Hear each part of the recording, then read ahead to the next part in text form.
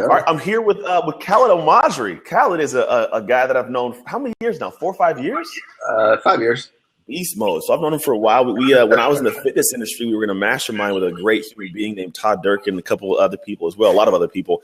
And so Khaled now, he's going to give you his rundown of what he does, how he does it, who he works with, and why you should really listen in when it comes to the art of selling by serving people. So take it away, Mr. Elmasri. Thank you for having me on. I got to say, repping my Trucks Training shirt.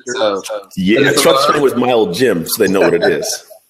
So what I do, so basically for me, I work with fitness entrepreneurs. I do two roles. I'm the regional fitness director for a health club or a fitness club in San Francisco called the Bay Club. I oversee about four clubs and about 47 different trainers. That's one role. The other role is I basically work with fitness entrepreneurs, really to help them not resent their business and really create an opportunity for them to not allow life to pass them by. And by we set up systems and different programs and different marketing and basically lay the foundation to set their business up for success. Yeah. And let me preface this with this also. You do fitness, but the conversations we have, there's no difference between selling somebody in fitness and selling somebody a pair of shoes if you have this new shoe line, right? It's the same concept, same congruency. So as you guys hear him talking about fitness, just realize there's many ways you can tie it to your business as well. So the question I always start out with is, what do you see as always the biggest problem that people aren't aware of when they're trying to sell something?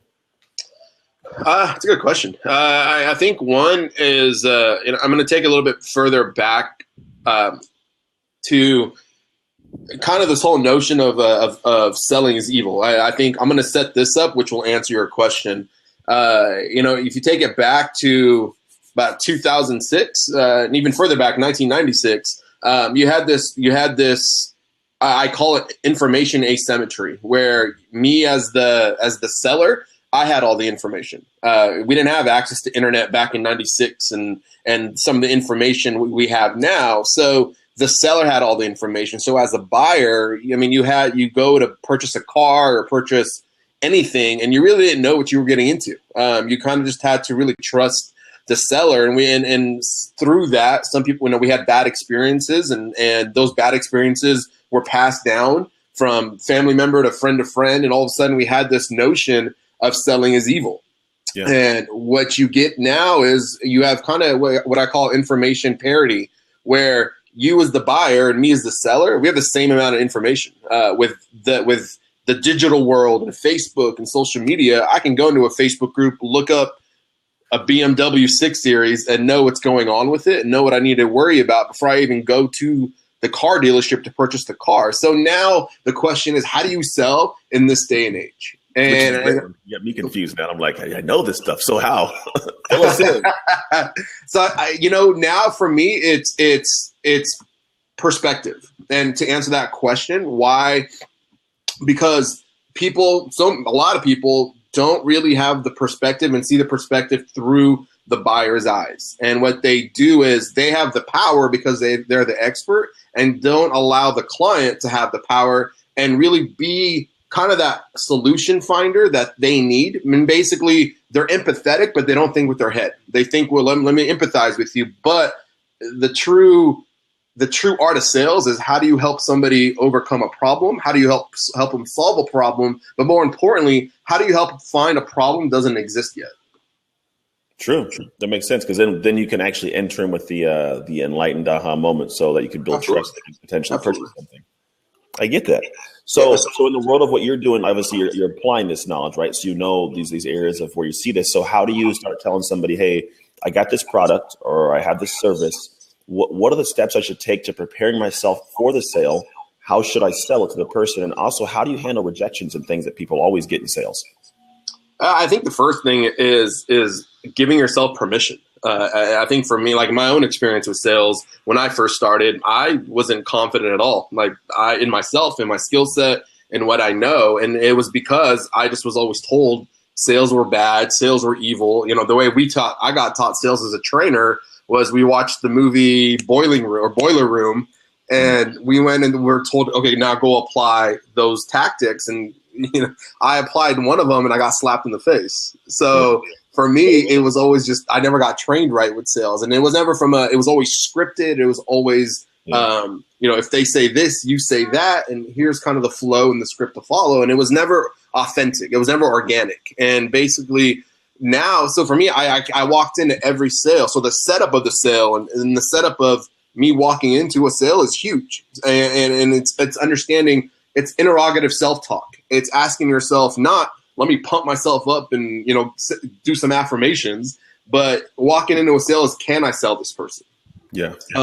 And what you find is by doing that, you find the own answers, because yes, I can do this. I did this before. I've done this in the past. I am confident at this. And so instead of going in and pumping yourself up, you go in with the fact that, hey, you are good at sales. You do have a skill set. You can do this. And it's once you allow yourself that permission and you see the story as a story, and you accept the fact that you can't sell is just a story that you created for whatever reason, now we can start moving the process of selling down the right path, because now selling is not really evil. It's a transfer of information that's going to help you as the buyer, or me as the seller, and you as the buyer, move you towards whatever pleasure you're looking for. Gotcha. And then Serenity over here, can you see the question on the side that people pop up with?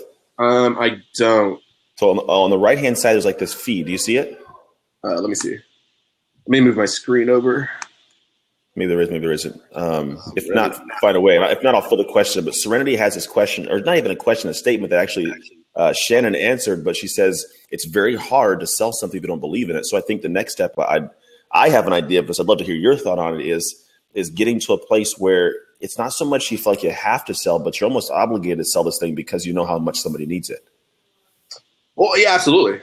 And I think she makes a really good point is if you don't believe what you're selling, like I can't sell cars. Like, it's just not my thing. Like I like them, but I can't sell them. I can sure as hell sell you fitness because I believe in it. And I've gone through my own transformations with it where I know fitness will create an outcome that somebody is looking for.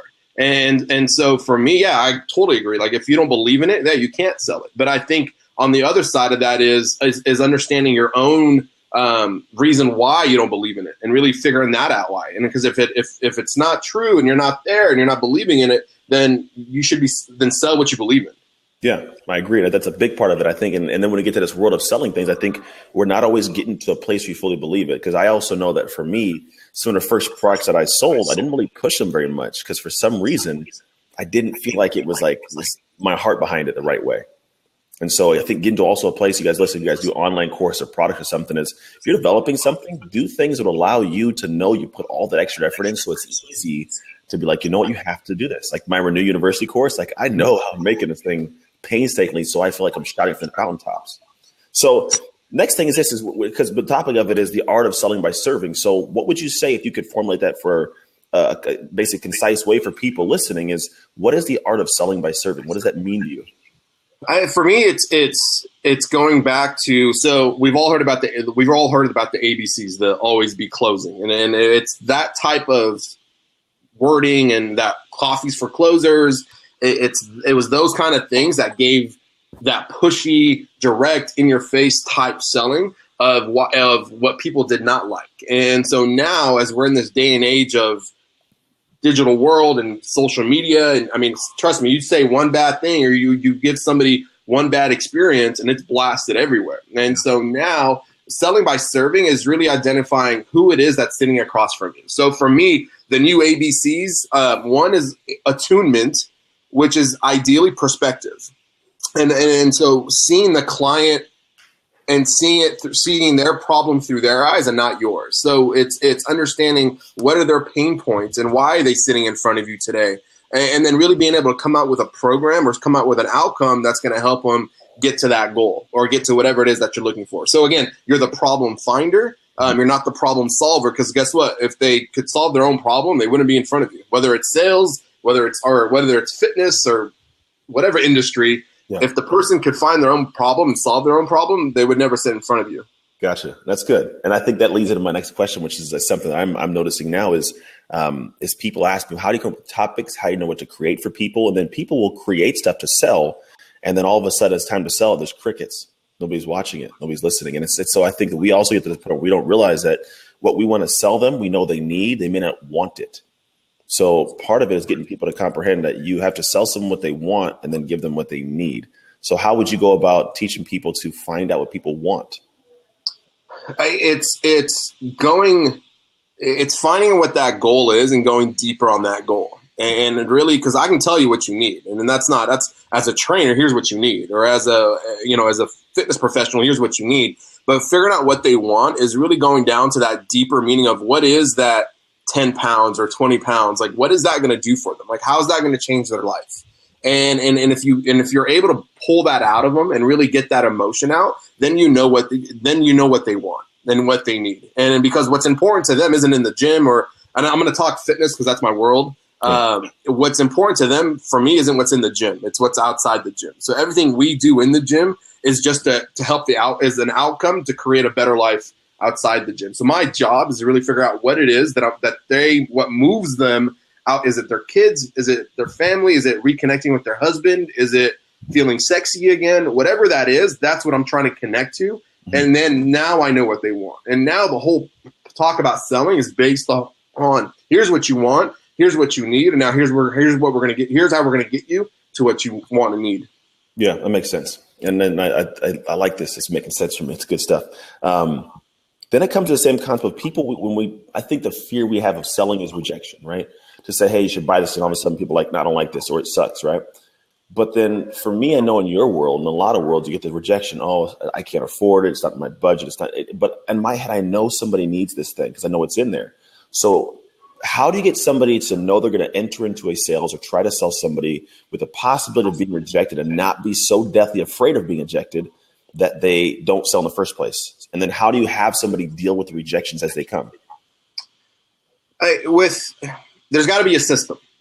Plain and simple. There's got to be some sort of sales system. And within that system, a lot of those objections are sometimes answered within the questions that you're asking. So like we have a 4Q selling system, which is basically qualifying the lead, building rapport, educating, closing. And then there's obviously there's a fifth part, which is the follow-up if you don't make the close. And why it's broken down that way is if the sale's not happening and there's something going on, somewhere along that 4Q, whether it's the report, it's the education, it's the qualifying, somewhere we miss something. And so for me, what I teach my trainers is don't look at the sale. Don't look at the rejection as a rejection. Mm-hmm. You're going to get rejections. That's life. Like you wake up as a salesperson, male, female, men and women, you're going to walk out. The minute you get into work, you're going to get hit with a sea of rejection. It is what it is. Like that's our industry. That's the sales industry. But the question is, how do you see a rejection? And if you look at a rejection as, okay, I need to figure out where I made a mistake or where I didn't spend enough time and figure out where that was and then go attack that and address that. Objections now become really non-existent because what happens is if I qualify you and I know you're the right person, you fit my avatar, who's my niche market that I want to work with, and I've spoken to you and I've hit all your pain points, and I've really identified you are the right person, you are the decision maker, this is what you want, you are looking for this, then a lot of those objections don't come about because I'm not speaking to some random stranger, I'm speaking exactly to my niche. Yeah, and it's almost like you're addressing the rejections before they know they have them. Absolutely. So that's the qualifying aspect of a sale is huge, the framework. And so that's what I first teach is how do you qualify a lead? So you ask questions as far as, what brings you in today? Why are you sitting in front of me today? What are you looking to get out of this hour? So are you the decision maker? No. Well, who is the decision maker? Mm-hmm. Questions like that where you start figuring out who this person is. And this is all before they even sit in front of you. I can't see the questions. I'm sorry. I get going. I get in a flow, and I'm just focused. I apologize. No, it's fine. I've been doing this for a little while, so I see them and I answer them all the time. Shannon, so make sure you put him on that side because I think he can see the side that has the other question. I don't think he can see the Twitter feed questions. Yeah, I'm sorry. I do see the question. Do I keep going, or what do I do now? Yeah, go ahead.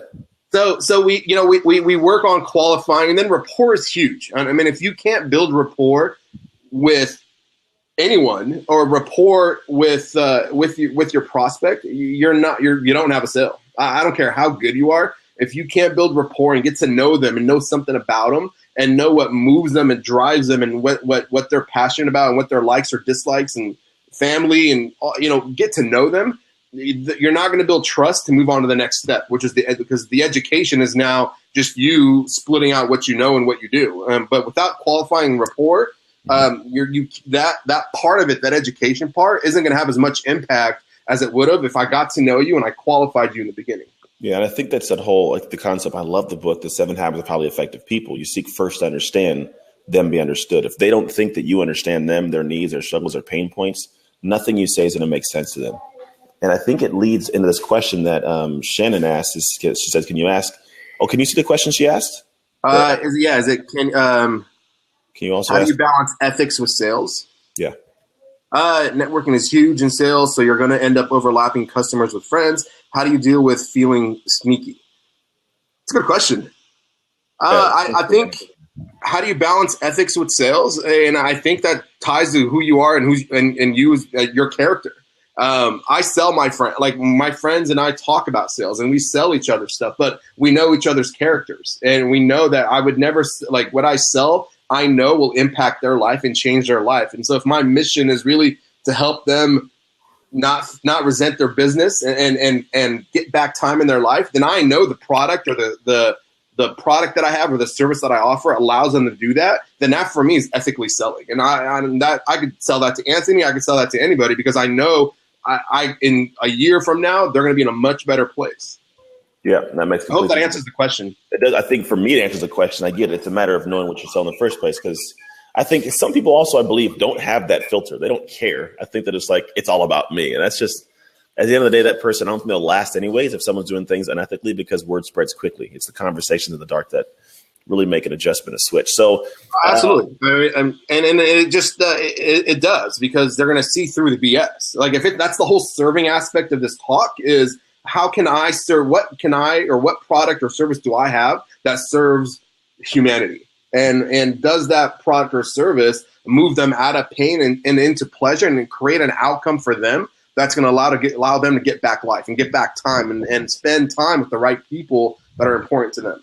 Yeah.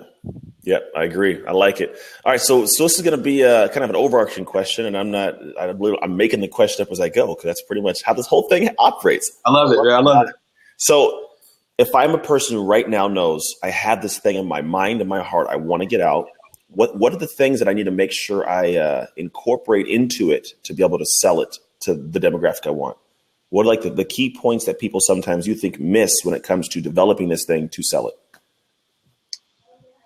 I think the biggest one is really figuring out who it is that you're selling to. I think that's like step one. Is you can't sell everything to everybody.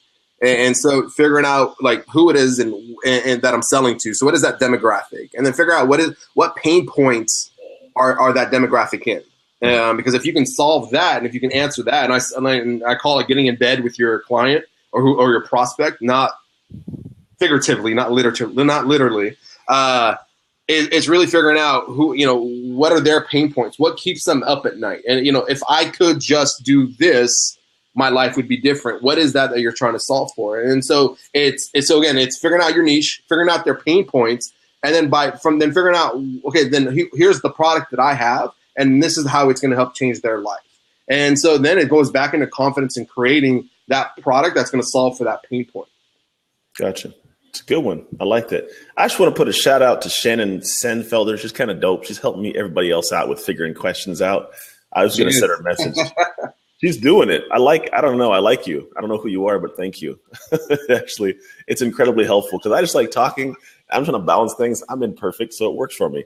All right, so we're coming towards the end. So a couple things that happen. One, I'm going to ask you a random question because I always ask this random off-the-wall question. I just want to know what your thoughts are off the cuff. Two, I'm going to open it up for people to actually ask questions themselves or hop on a seat if they want to hop in here and just ask you a question or myself a question.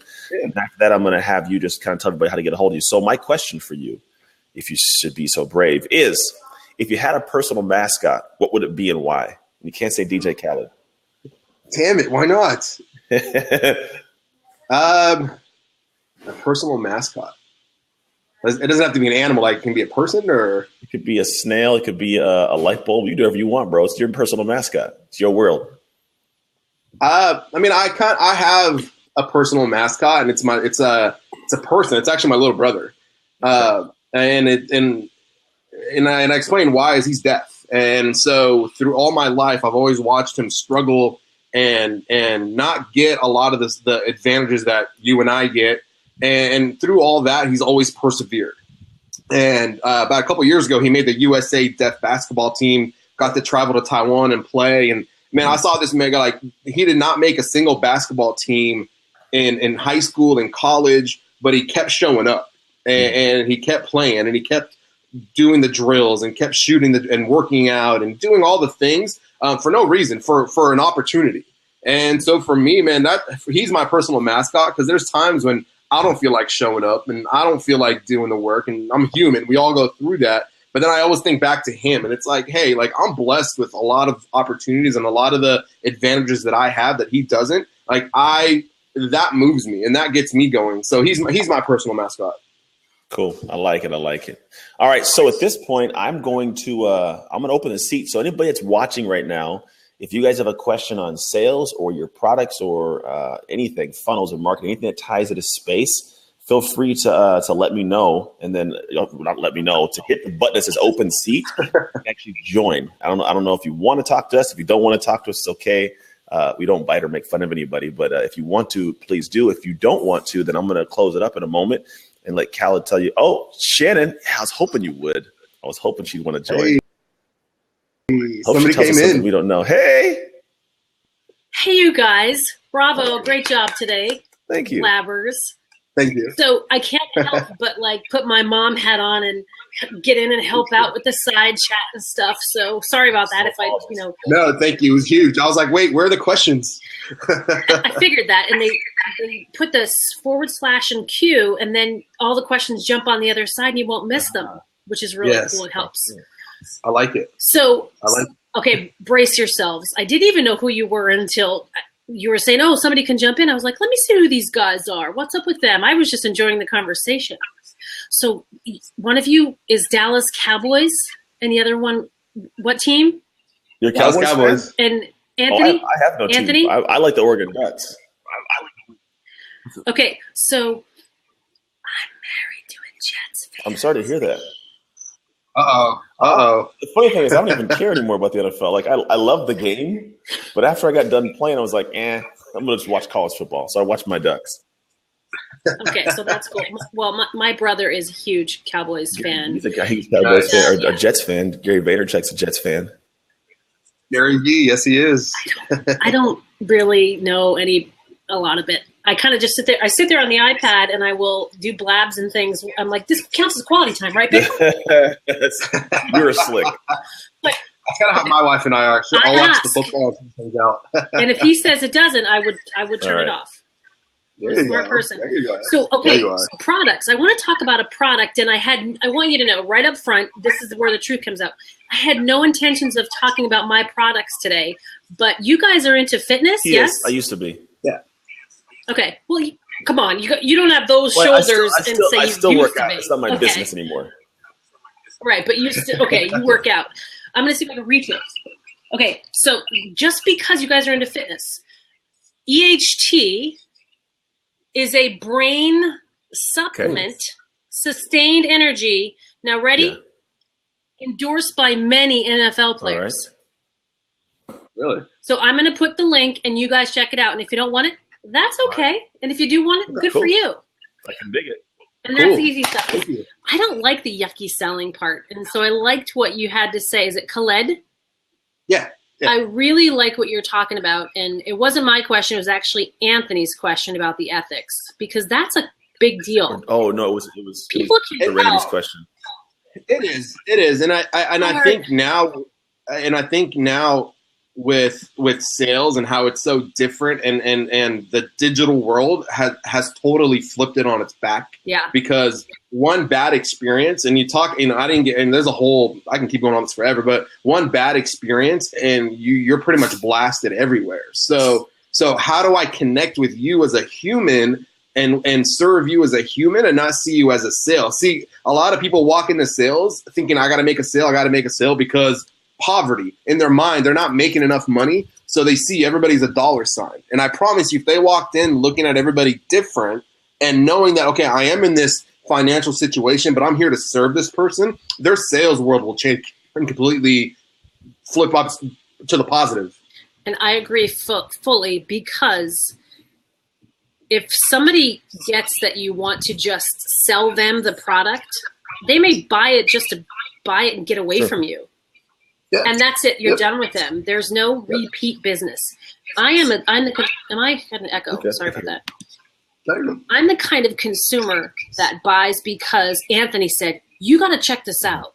Or Khaled said, you know what? If you're in Texas, you got to go to this restaurant. I'm always looking for the real people who talk about it. I'm not looking for the ads and advertising. Yeah. Most people aren't nowadays. Right? Because we're getting real about it. Oh no, we are. And now what you have is non-sales selling. And so it goes back to that notion, whether you like it or not, we're all in sales. And whether it's direct sales or me telling you about a great book and then you going and buying that book, I still sold you. So you can tell me I don't like sales, I'm not in sales, but in reality, we're all in sales, just from a different format and a different perspective. But at the end of the day, we all sell. Yeah, absolutely. Whoa, buckle up. This guy, Art, he is I read amazing. his bio. Seriously. I was like, oh, shit, put Art on. Buckle up. He's that guy. And Anthony, Khaled, I had to pop in real quick because you guys are right in my heart zone, I guess, because there's a Harvard Business Review article, and I apologize. I'm going to start echoing because I don't have my earbuds in. Hold on. Oh, we can hear you just fine. You're good. I'm good. Yeah, you're good. Seriously, Art is a great lab friend, and he's a genuine guy, and so you'll be impressed by this guy. He's the guy you want to hang around. Shannon, I love you. You know I love you. Sold. I know. I wouldn't say it if it wasn't true. I'd be like, Art's coming. Get out of here, quick. Shut it down. Kick him. So there's a Harvard Business Review article from about 5 years ago, maybe 4, that said, sales is dead, now what?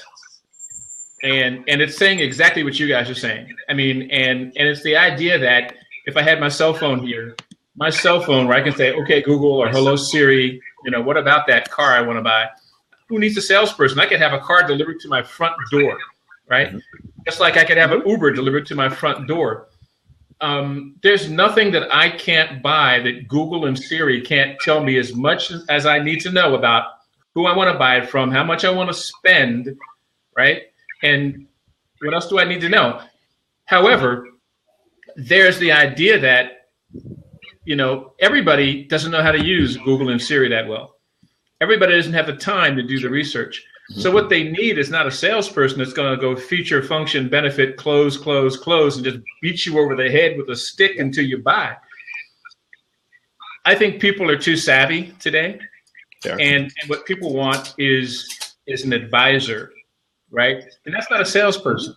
When you're an advisor that says, look, I can show you how to optimize your spend so you can maximize the utility of the thing you're buying, the product, service, or solution. And that's collaboration. So my tagline is collaborate to co-create, right? It's like design thinking. You go from what is to what if to what wows, and then you together pick what works. Now, I think I'm saying the same thing you guys are saying. I'm saying it differently. No, Kelsey, yeah, pretty much. No, you're absolutely right. I mean, I think you're absolutely right. And it's still there'll be nothing that will ever replace that skin-to-skin interface, that face-to-face conversation. However big the digital world gets and however easy it is to buy something online, me coming to see you, Art, us having a conversation, nothing will ever, a genuine conversation where you can help me solve whatever problem I have or whatever outcome I need. Digital marketing would ever solve for that. So, Khaled, I'm gonna challenge that a little bit by saying that I saw his face. He was going to. I know he leaned in. Here you go. I saw that.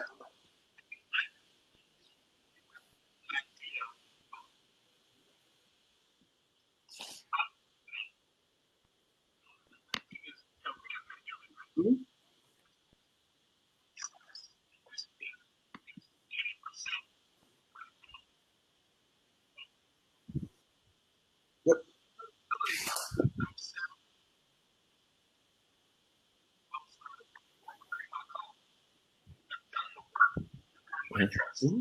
Mm-hmm.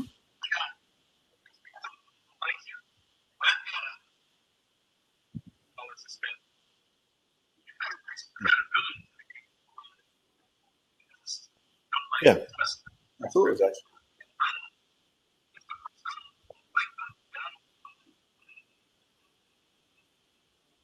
Still do it. Trust the seed. Yep.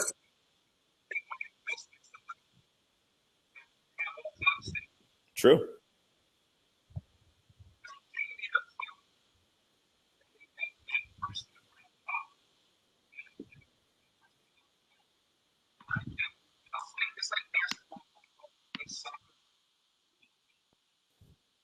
If I trust you to do your job, though, we can win. No. Yep.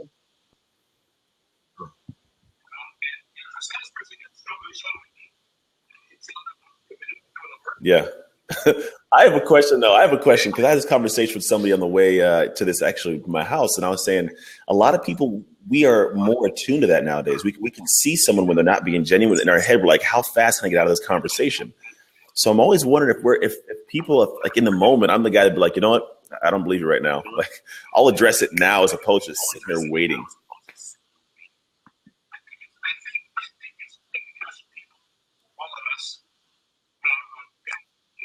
Yeah. Yeah.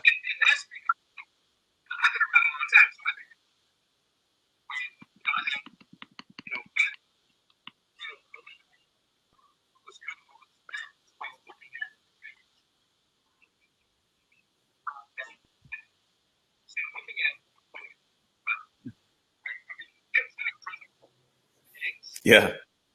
There's an egg up here. Isn't it?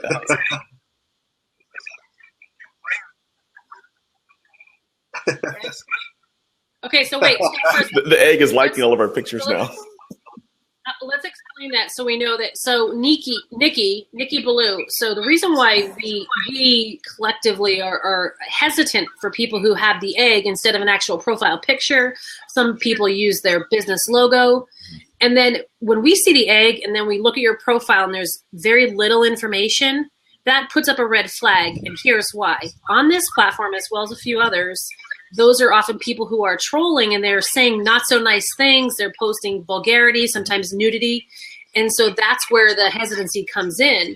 Nikki, I'll challenge you if you want some help with how to make your egg profile to a picture. I'll be happy to find somebody else to help you because I don't know how I did it. Somebody probably helped me. But one of these guys here might be able to help you. But think about that because that's a big deal that we automatically put our radar up about. Am I echoing? You're fine. I think No. I think the to piggyback off the whole profile picture, people don't want to connect with a logo. Like they want to connect with you, authentically you as the person. They don't want to connect to you. I mean, they'll connect to your brand through you as art, as Anthony, as in Shannon, not whatever logo you put on there. And so the more it's content and it's the depth of that context, and it's no longer about likes and I'm getting 1,000 likes. That doesn't really matter anymore. But like, how connected are you and how deep are you with those likes that you currently have?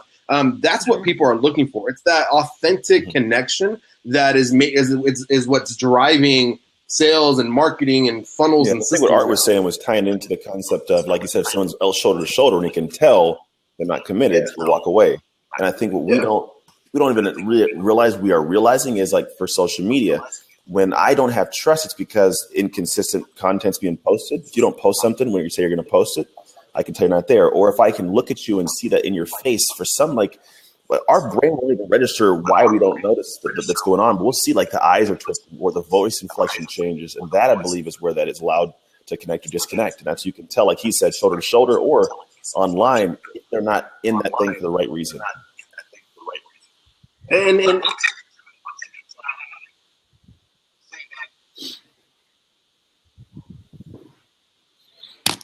yep, Story's powerful. We all are. Mm-hmm. I saw it. It's like the Outliers, the Apple.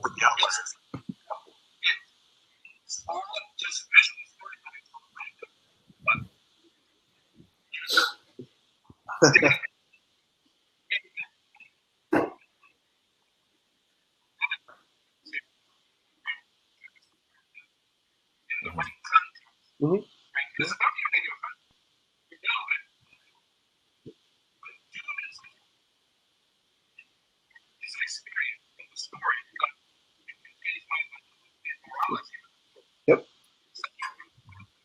Yep. Well, I think some people, yeah, Exactly. they're saying that's far over here.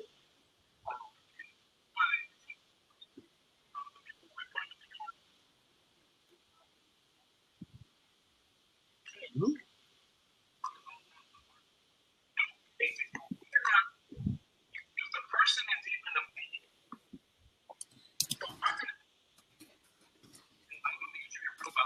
Yes, me well.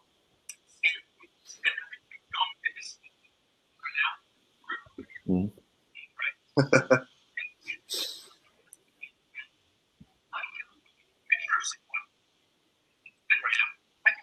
True.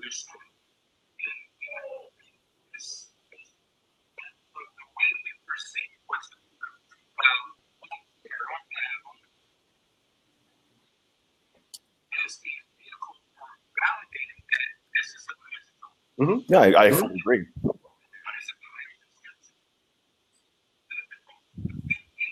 Yeah. Yep.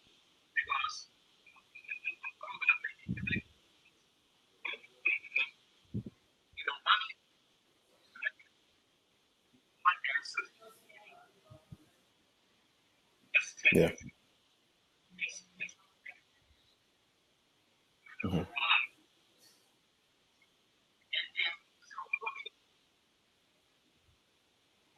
Yeah. Yeah.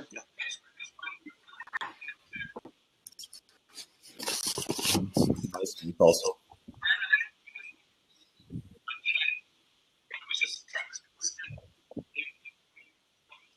Yeah.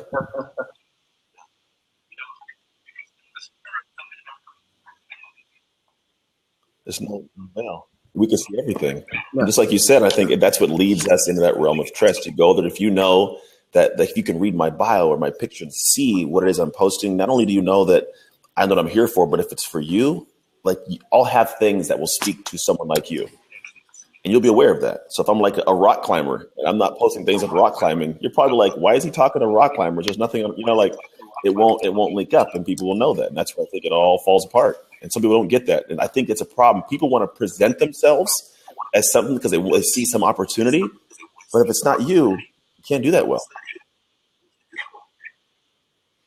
Exactly.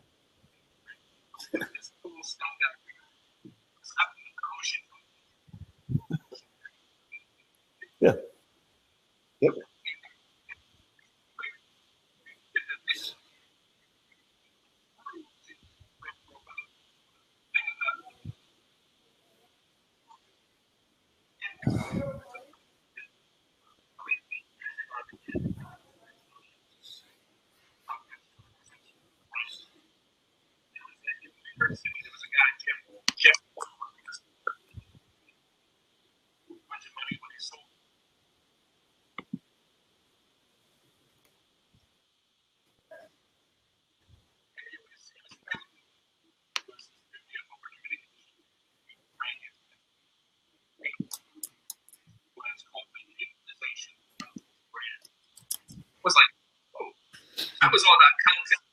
Yeah.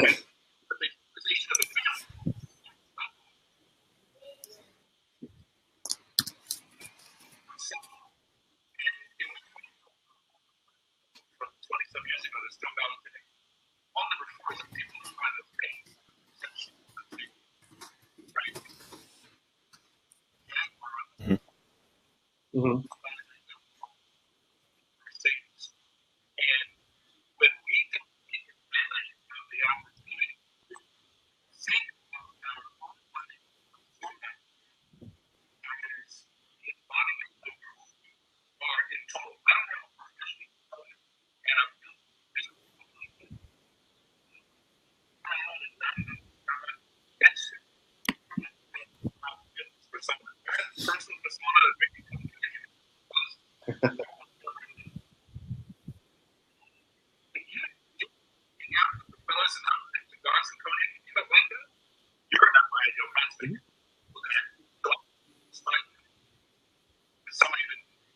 Yeah. It's huge. Yep. Yep.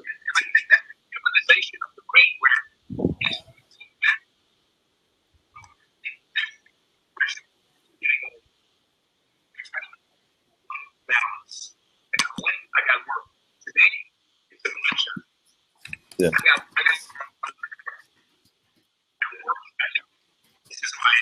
Yep. And I think that goes to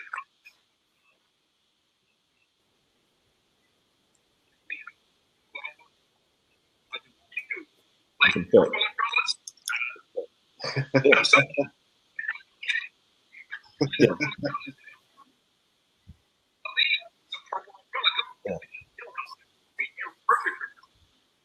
If we put ourselves out there,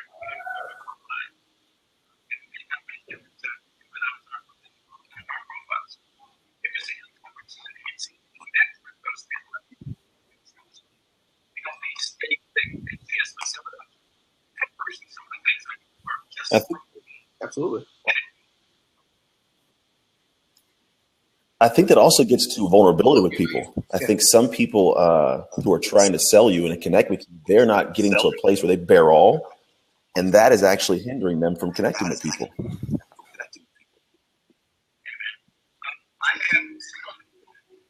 to be fair. Years ago, I worked with Xerox Corporation selling never got me the best sales trade. But the price of the equipment from $10,000 to $500,000 to $1 million sales,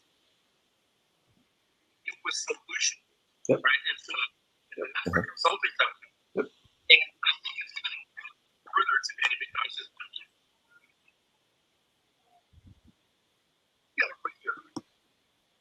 Yeah. If they get clout, Sure. you got to do work. You got to step to the podium. You got to go online and share your ideas. And for everybody.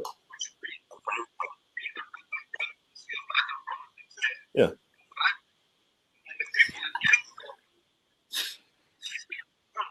Yeah. Yeah. Yeah, don't you, if you want to do something. Just one. I want to bring to light the question that Serenity 50281 asked. Anthony, if you answered, you can click off those questions that They're are already already gone, but there's asked no and more answered. popping It'll bring hers up. How much? Whoever this Khaled, it might be for you. How much commitment is enough? Everything rotates with walk the talk. But I used to work in sales and saw people walk into a heart attack, literally. And so commitment to sales or commitment to... I think Art was Maybe talking selling. about this. He was saying in a sense it's like it's converging the two and finding work-life balance. But what I answered to her was, like, when I do what I do, I get a high knowing I connect with somebody that someone's going to help them. Like, I get fulfilled. It's not stress for me. It's not like I'm trying to sell. It's like I connect you, and when you're done, it's like, got him. Now, I think that comes to believe what you're selling. Like, and knowing it's something that's heartfelt from you, but it can also be more. That's just my 2 cents on it. That's what I wrote back to her.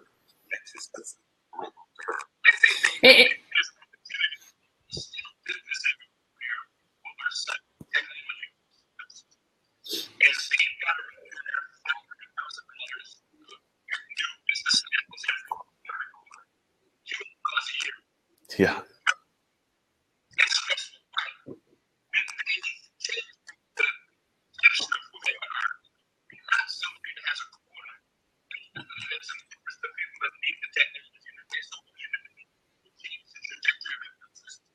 Mm-hmm.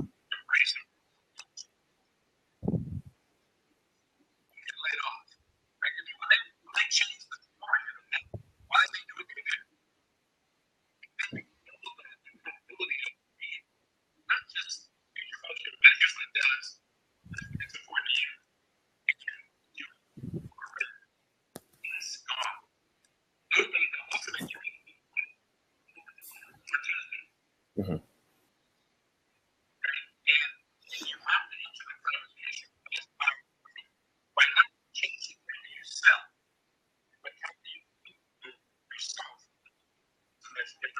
Like a superhero now. Mm-hmm.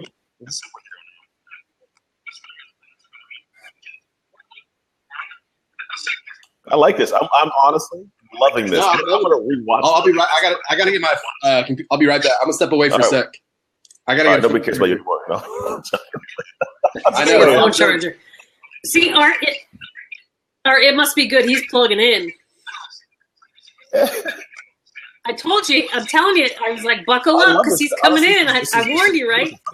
But in a good way. Exactly. Yeah. But in a good way. That's where I'm saying.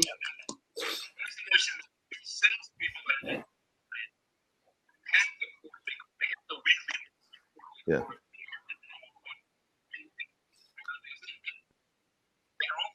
Yeah.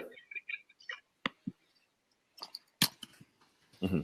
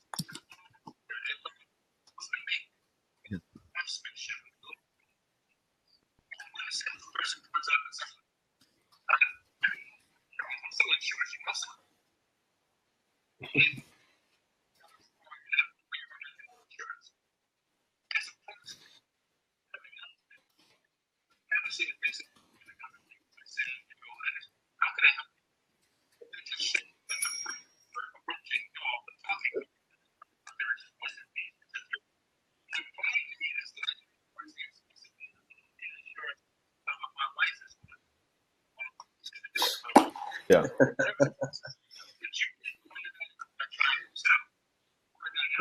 Listen to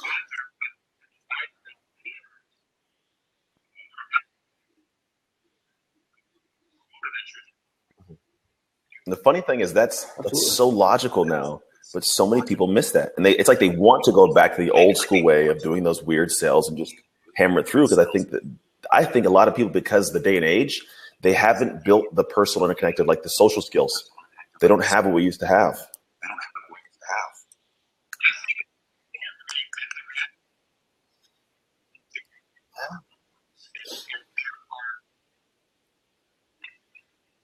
Huh? We'll make a fake assumption. Go with it. Make a fake assumption.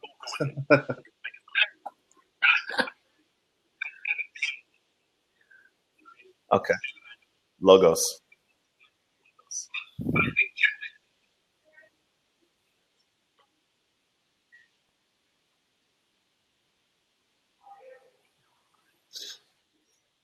Yes. Yeah. Mm-hmm. Yeah.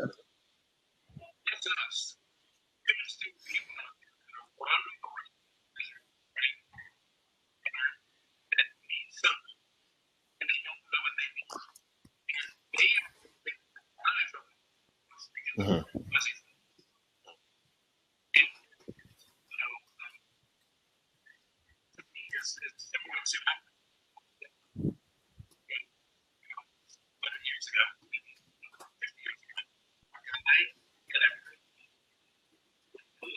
Mm-hmm.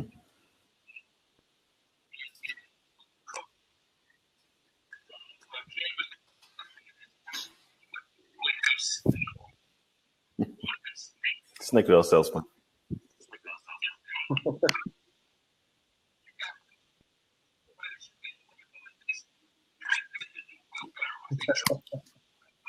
Yeah.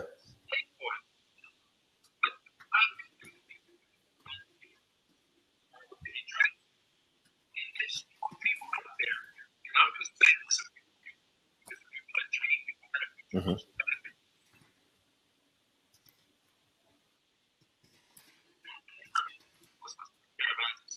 I agree.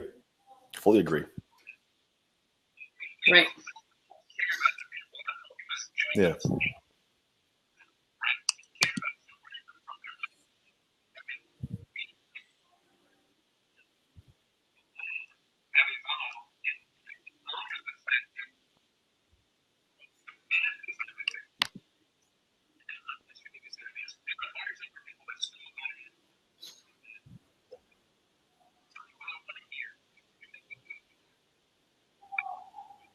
Yeah.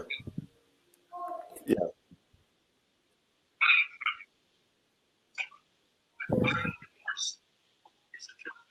Very true. Yeah, I get this.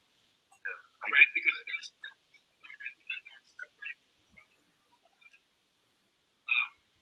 anything with a smile.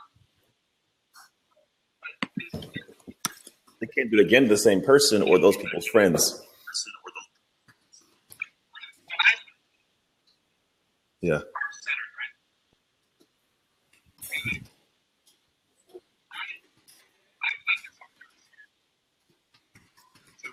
Sales team, most people like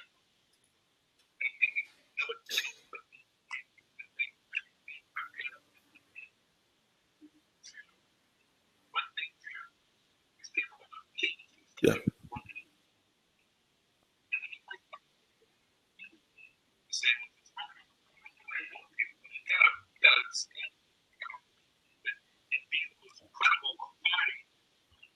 Mm-hmm. Talk to me.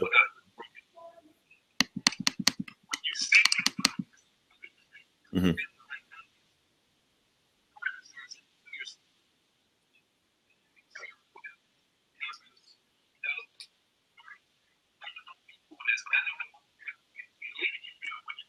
Yeah.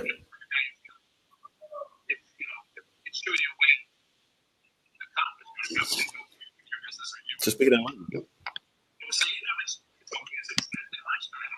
Mm-hmm. Yeah. It's funny because I was just talking to one of my clients the other day about that. It's trying to get to a place where you can tell your story and your brand, right? But they have to see themselves in your story. So if they don't see themselves with what you're talking about, like you're just telling a story, it's like, okay, it's a cool story, bro.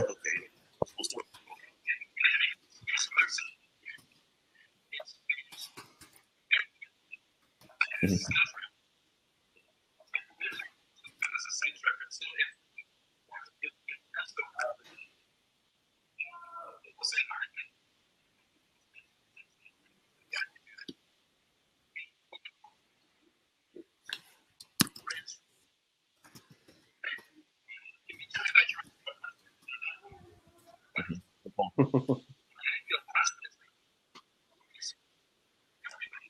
Yeah. Selling nobody.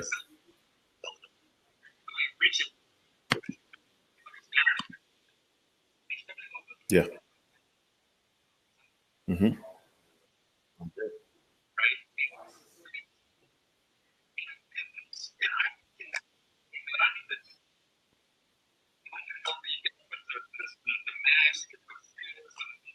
Mm-hmm.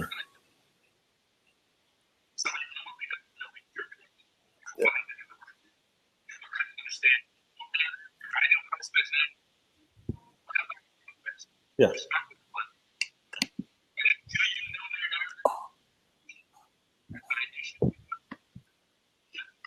Yeah.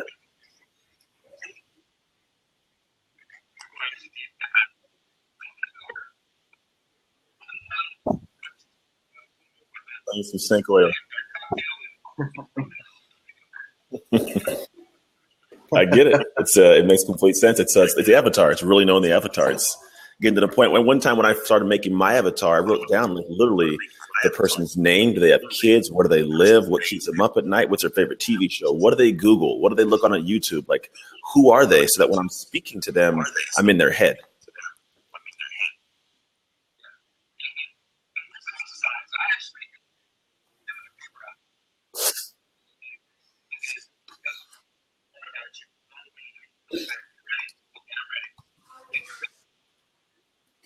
Yeah, I've done this. Mm-hmm.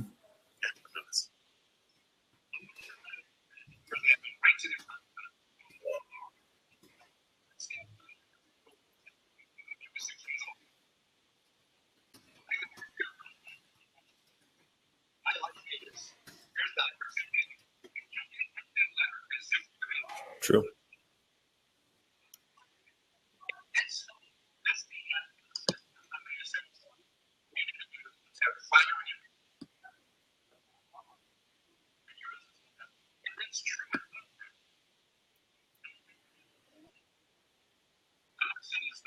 Yeah. I got you. Yeah, it makes sense. When you were saying that earlier, talking about the people, you said why they do it is because it still works. So I have like I get a lot of relationship questions, although I don't even work in relationships. And people always ask me these questions. They're like, why do these guys always walk up to me and they just they talk to me rude and they're just real direct and like they're abrasive? And I'm like, well, because for 9 out of 10 women it works, so they keep doing it. It's the same thing. It sounds like what you're saying is it works somewhere, so they keep doing it. But when they do it to you, it just happens to not work because you're not the person. So it's just not for you. Well, and I mean, I think to pick it. Sorry, I didn't mean to interrupt you. I think to pick it back about what Art was saying is, I mean, it works and it will work, and you'll sell it, but then the end result will determine the quality of the work. And so, because I can sell you something up, you can sell dog poop to somebody once, but if you try to sell it again, they'll realize what it is. I can sell you a crappy. What's that? I use it all the time. The point is, like you said, there's got to be a result. So you get the analogy. Yeah.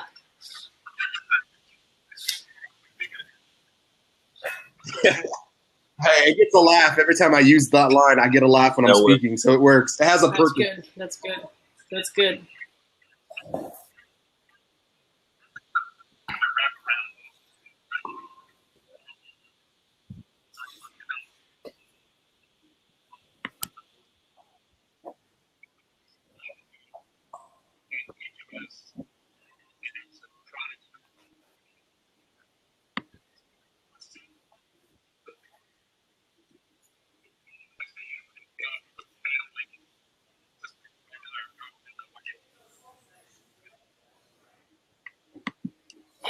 Yeah.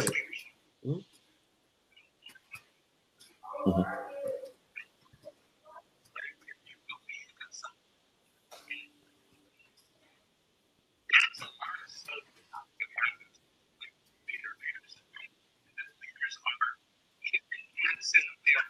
No.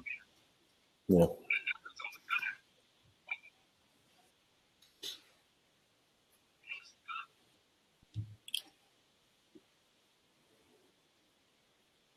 Yep.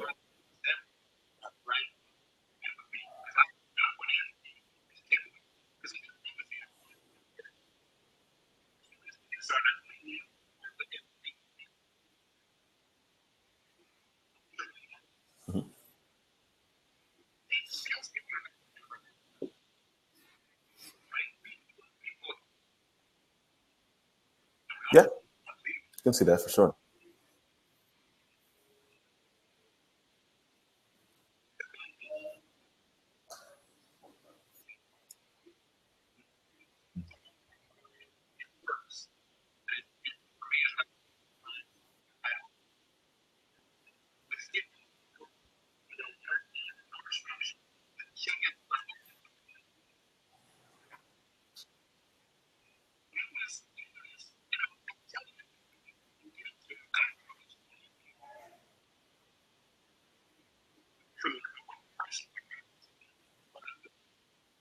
Yeah.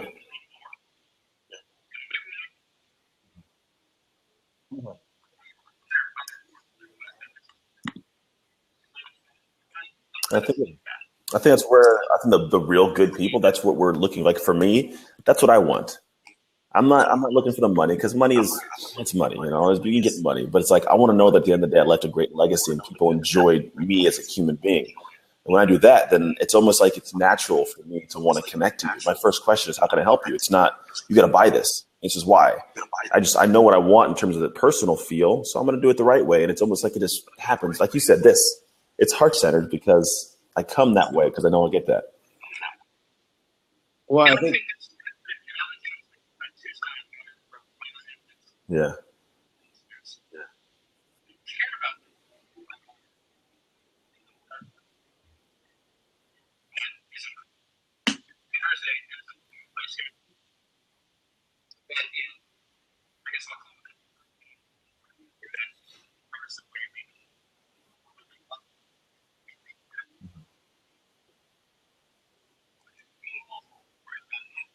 Huh.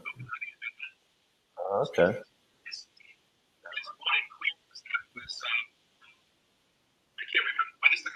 Uh-huh.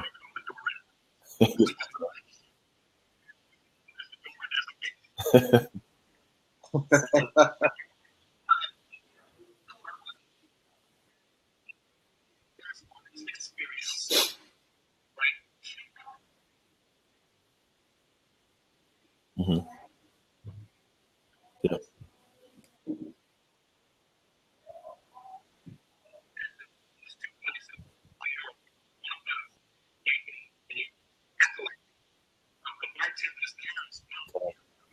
Yeah.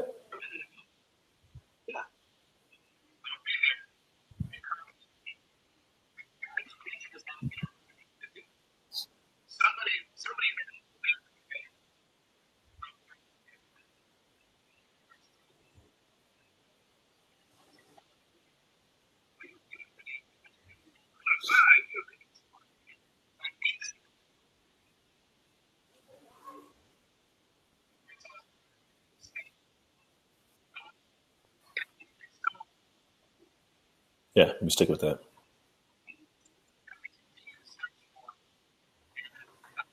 I think we're doing more of that as a society. I think the thing is there are more people doing sales right, so it starts to kind of make the snake oil salesman a little more prevalent and being seen for what they are sometimes. Sometimes. They're still going to exist forever, though. Yes, my friend. Yes, darling. I like how you tell Shannon. It's okay. Like, I listen. I know. I appreciate it. I just listen. When art shows up, I become a student and I listen and I learn.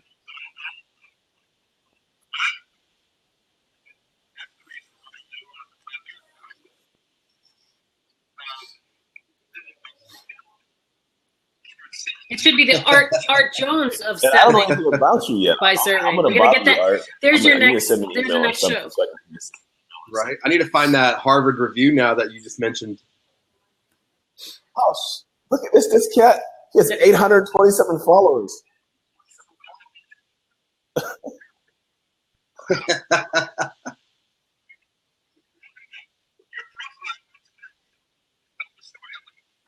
Gotcha. Thank you. Thank you. Thank you. Thank you.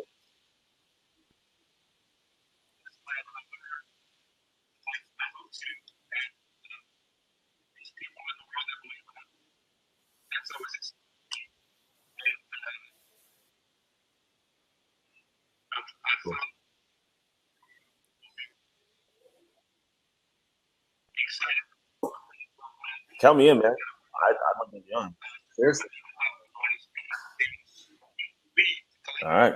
I'm following you. I'm seriously gonna bother you. I'm gonna have you on again. You can do the same thing you're doing now. All right. Take care. Thanks, brother. Thanks. Yeah, and I'm going to pop off too. You know, you got this. What? This is a great conversation with some great people. I'm so glad Art jumped in. I didn't know who Art was. This guy Art's amazing. Seriously. I'm like, all right. I got to find this Harvard review now. Cool. Yeah, it's good stuff. Cool. It's good stuff. And check out that EHT, guys. There are some Dallas Cowboys using it. I'll check it out. I mean, if they're doing so we're all clear. I know, right? Look, there's your hard sell. There's your hard sell. That's it. What if I was a player and it's gone. No, whatever. Players smoking a bunch of weed. Well, because I mean, they're smoking weed, so we should all do it, right? No. This is actually, I'll get serious for a second. I know. This is for your brain health, and most especially people who are messing around with head injuries all the time. Concussion rates are so high.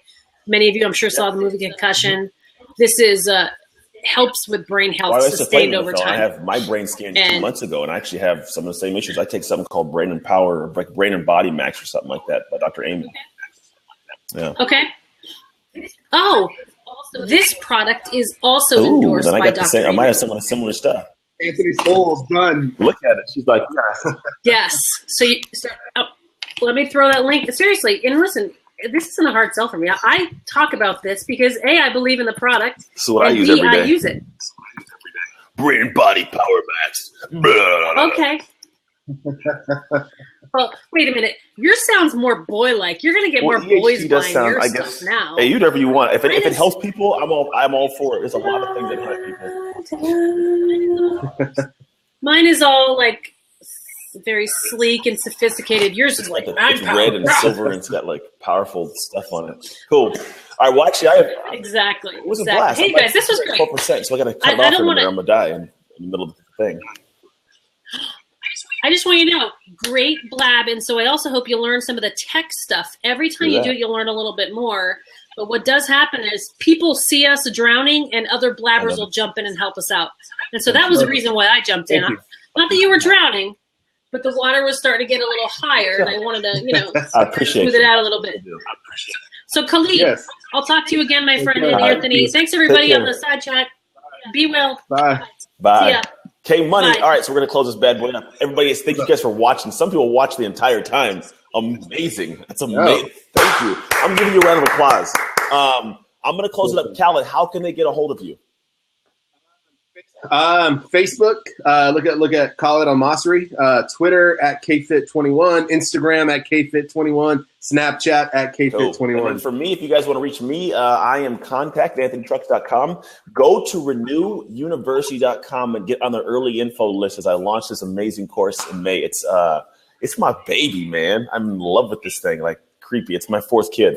But I'm making something incredibly amazing that'll be done then, and it'll launch out. And I actually had people today on my earlier live feed that now want to affiliate. They didn't even know what it is. Like, I want to push it out because I kind of explained it. So if you were interested in being an affiliate of mine as I launch in May, send me a message anywhere. You can send me an email, and I'll help you out and kind of give you information on that and go from there. But anyways, I'm going to close it up. I'm going to go get my son from baseball, and I'm going to enjoy the rest of my day. Thank you, Khaled. Truly, thank you for being on here, man. Take care. Thank you. Thank you, buddy. All right. Appreciate it.